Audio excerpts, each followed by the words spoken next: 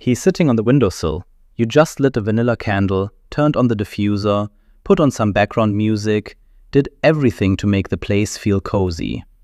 You walk over, pick him up, hold him close. He tenses, looks away. The moment you loosen your grip, he slips down and walks into the other room. You think, he wanted some space, just his mood. He didn't want space. In the last 10 minutes, you created several sources of discomfort back to back, and he did the only thing he knows how to do. Left. Quietly. No sound, no complaint. Because cats don't complain. That's not personality, that's physiology, and it works against both of you. Number 6 on this list is about something sitting in half the apartments in every city. Something people think of as a sign of a cozy, well-kept home. After that one, you look at it differently. 8 things, right now, in your home. 1. Direct eye contact. You look at him, because he's beautiful, because you love him, because you're waiting for him to come over. He looks away. You think, doesn't want contact right now, wrong mood. He actually just said something important to you in his language. You didn't hear it because you didn't know it was a language. For cats, a direct, unblinking stare is a threat signal. Evolutionarily, when two solitary hunters lock eyes without looking away, it precedes an attack or dominance display. When you stare at him, that's exactly what he reads. Something has him in its sights and isn't moving. Looking away isn't indifference, it's de-escalation. In his language it means, I'm not a threat, everything's fine, let's not do this. A 2020 study published in Scientific Reports by researchers at the University of Sussex found that cats were significantly more likely to approach unfamiliar people who slow blinked at them versus those who held a steady gaze. The slow blink, in cat language, is the equivalent of a relaxed, I trust you. You're not trying to scare him, but that's what he reads. Every time. Try it today. Look at him from across the room and slowly close your eyes for 1 or 2 seconds. If he does it back, that's not a coincidence. That's his I love you in the only language he has. 2. Hugging. You hold him tight, out of affection, out of wanting to be close. He tenses, pulls his paws in, looks to the side or over your shoulder. Doesn't struggle, just waits. You think, he's tolerating it, so it's fine. So it's okay to keep going. Tolerating is exactly the right word, and that's exactly the problem. Cats are not pack animals. They have no evolutionary memory of a companion holding them close as a sign of warmth. That concept doesn't exist for them. For a solitary hunter, something stronger than you is holding you and won't let go registers in the nervous system one way: mobility restriction. And mobility restriction triggers a stress response. Heart rate goes up, cortisol rises, the body picks one of 2 strategies: escape or freeze. When he doesn't try to escape, he chose freeze. That's not consent. That's the second evolutionary response to a situation with no exit. Some cats learn to tolerate hugging if they were introduced to it gradually from a young age. Most adult cats don't, and none of them will ever tell you with words. Don't cut out physical contact entirely, you both need it. Just let it come from him. He rubs against you, lies next to you, puts a paw on you. When he chooses, it's real. When you hold him, it's a compromise he never asked for and will never mention. 3. Constant background noise. The TV runs all day, for company, for background, just because that's how it always is. Music, podcasts. You stopped noticing it a long time ago. He hasn't. A cat's hearing range reaches 65,000 Hz. Humans top out around 20,000. Everything above that, you literally cannot hear. For him, it exists. Constantly. The TV doesn't just produce voices and music. It creates high-frequency interference from the screen panel, electromagnetic noise, flicker that the human eye smooths over, but a cat's eye registers as exactly that. The refrigerator, the washing machine, the noise from the apartment next door that you can't hear through the wall. He can.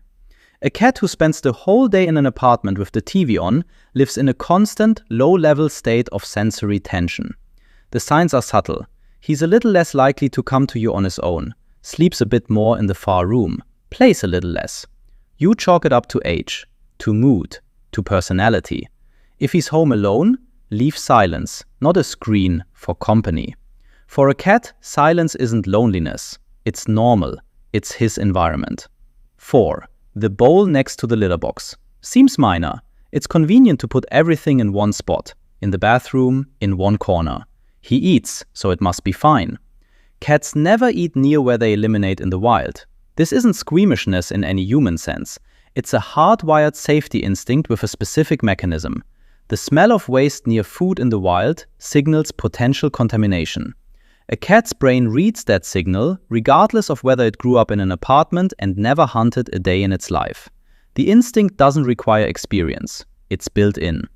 When the bowl and the litter box share the same space, every meal comes with a low-grade background alarm. It doesn't stop him from eating. He eats. It just makes every meal slightly more tense than it should be. Some cats start eating faster and more anxiously. Some leave food unfinished. Some show nothing at all. But the signal is always running. Separate them, ideally different rooms. If the apartment is small, opposite corners at minimum, no direct line of sight between them. One change, 0 effort. 5. Scented candles and synthetic air fresheners. You light a candle, spray some air freshener, turn on the aroma diffuser. The place smells good, clean, cozy, homey. A cat's sense of smell is 14 times more powerful than a human's. What you experience as a pleasant, subtle background is roughly equivalent, for him, to someone pouring an entire bottle of perfume into a sealed room and not opening a window for hours.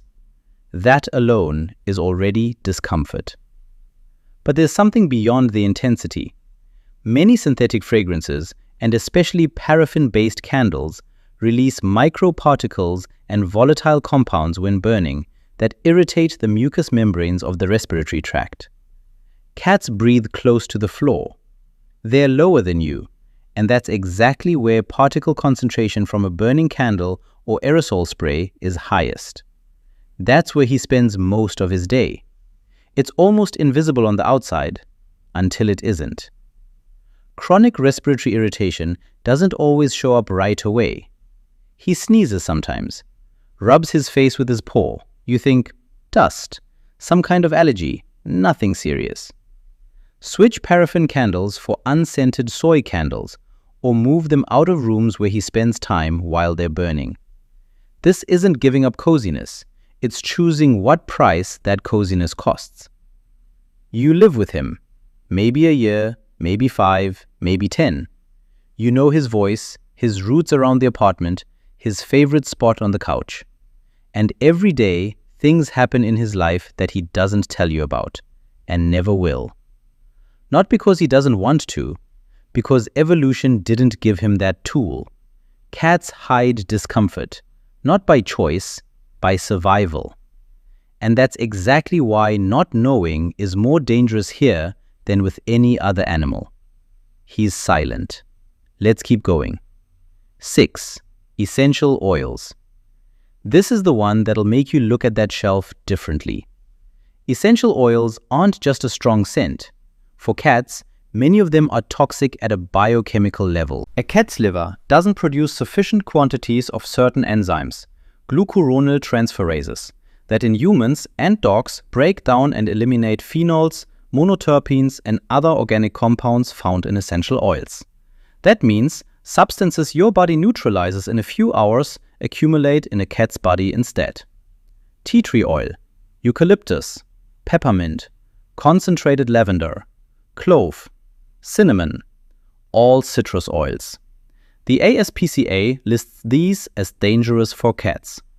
A diffuser running essential oils for several hours a day in a closed apartment isn't aromatherapy. It's chronic, low-dose exposure to compounds his body cannot neutralize, and he has no way to go outside for fresh air.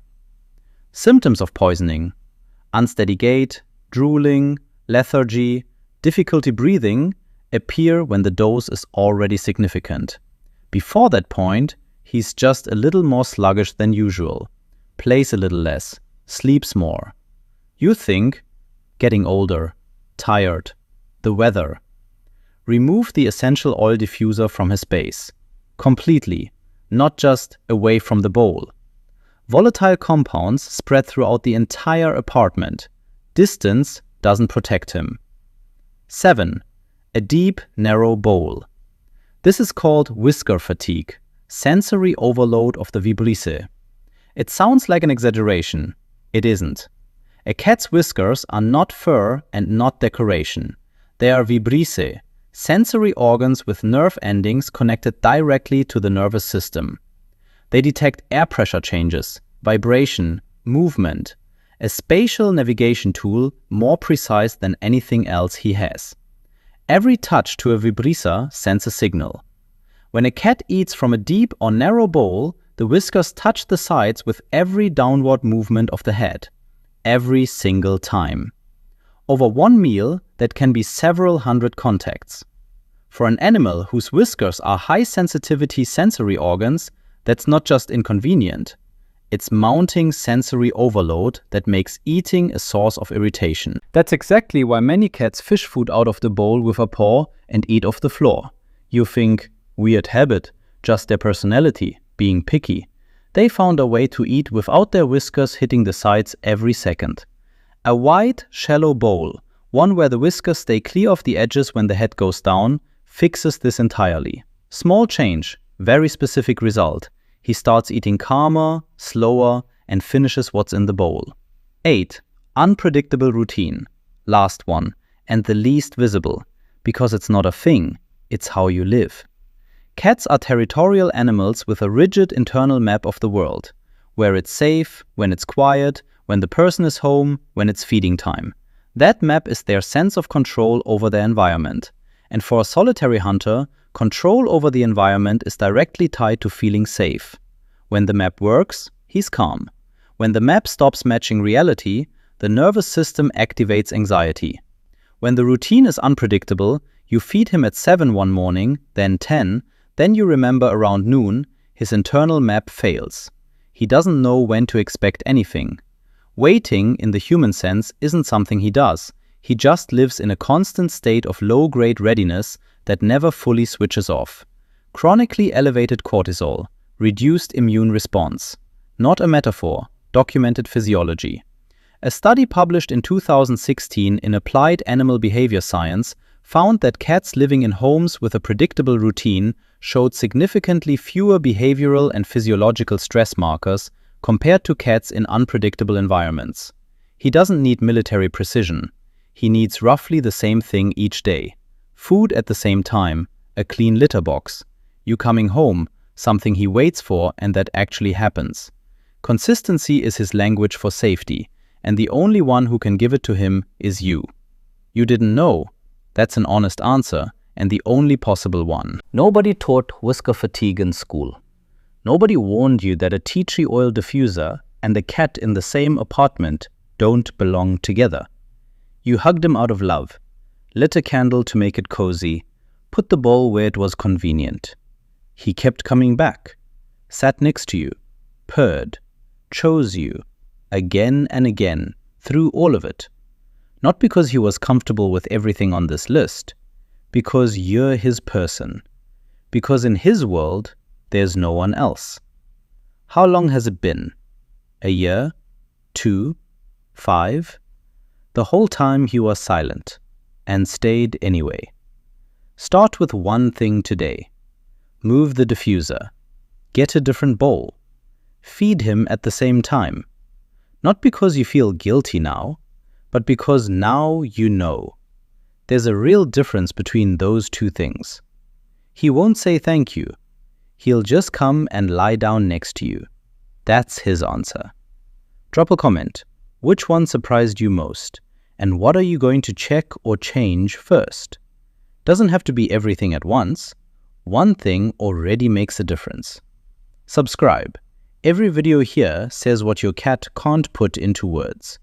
Next time, why cats purr precisely when they're in pain, and what's actually happening inside them in that moment.